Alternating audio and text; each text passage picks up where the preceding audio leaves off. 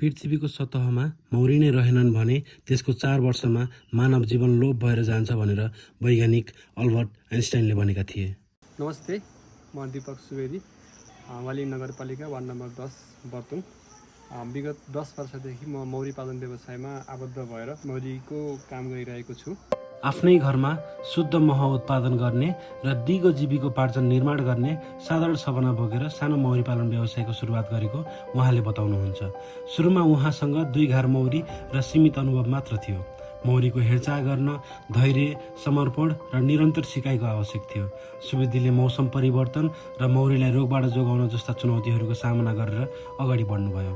दिन प्रतिदिन उहाँको ज्ञान र जोस बढ्दै गयो। तिनै मौरी वालिङ वरपरका सुन्दर फुलहरू र जङ्गलहरूमा फस्टाउँदै गए। पहाडी क्षेत्रमा महको स्रोत भनेको चिउरी, चिलाउनी, कटुस, तोरीको फुल जस्तै अन्य फुलहरू हो। मौरी पालन गरेर मौरीको गोला र मह बिक्री गरेर वार्षिक 6 लाख आम्दानी गर्दै आएको सुवेदीको भनाइ छ। रीतिरिवाजमा प्रयोग हुने र दबाई तथा अन्य पोषक खाद्य पदार्थ भएकोले मौरी पालन अत्यन्तै जरुरी मानिन्छ।